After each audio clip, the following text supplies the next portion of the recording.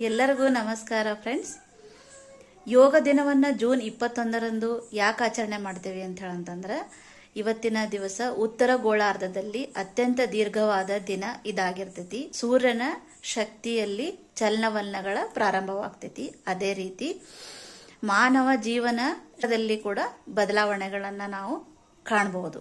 ಹಾಗಾಗಿ ಇವತ್ತಿನ ದಿವಸ ಯೋಗ ಮಾಡೋದ್ರಿಂದ ದೇಹದ ಆರೋಗ್ಯವನ್ನು ಕಾಪಾಡಿಕೊಳ್ಳೋದಲ್ಲದೆ ಮನಸ್ಸಿನ ಶಾಂತಿಯನ್ನು ಕೂಡ ನಾವು ಕಾಪಾಡಿಕೊಳ್ಳಬಹುದು. ಮತ್ತು ನಮ್ಮ ದೇಶದ ಪ್ರಧಾನಮಂತ್ರಿ ಶ್ರೀ ನರೇಂದ್ರ ಮೋದಿಯವರು ಯೋಗ ದಿನವನ್ನ ಜಗತ್ತಿಗೆ ಪರಿಚಯ ಮಾಡುವ ಉದ್ದೇಶದಿಂದ ಪ್ರಸ್ತಾವನೆ ಮಾಡಿದಾಗ ಇವತ್ತಿನ ದಿವಸ ಯೋಗ ದಿನವೆಂದು UN ಘೋಷಣೆ ಮಾಡಿತು. ಹಾಗಾಗಿ 21 ಜೂನ್ರಂದು ಅಂತಾರಾಷ್ಟ್ರೀಯ ಯೋಗ ದಿನವೆಂದು ನಾವು ಆಚರಣೆ ಮಾಡ್ತೇವೆ.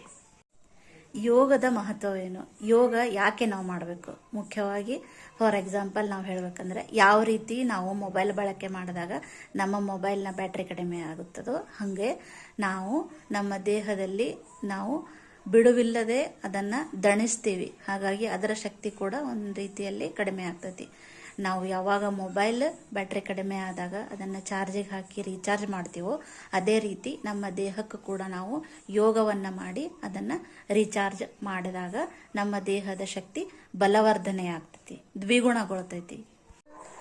ಸೊ ಯೋಗವನ್ನು ನಾವು ಅತ್ಯಂತ ಸರಳ ರೀತಿಯಲ್ಲಿ ಕೆಲವು ಸರಳವಾದಂತಹ ಆಸನಗಳನ್ನು ಮಾಡೋದರಿಂದ ನಾವು ಅದನ್ನು ನಮ್ಮ ಜೀವನದ ಒಂದು ಭಾಗವಾಗಿ ಮಾಡ್ಕೊಳ್ಬಹುದು. ಮುಖ್ಯವಾಗಿ ವೃಕ್ಷಾಸನ, ತಾಡಾಸನ, ಭುಜಂಗಾಸನ, ವಜ್ರಾಸನ, ಈ ರೀತಿಯಾದಂತಹ ಸರಳವಾದ ಯೋಗಗಳನ್ನು ಮಾಡೋದರಿಂದ ನಾವು ನಮ್ಮ ದೇಹದ ಆರೋಗ್ಯವನ್ನು ಕಾಪಾಡ್ಕೊಳ್ಬಹುದು.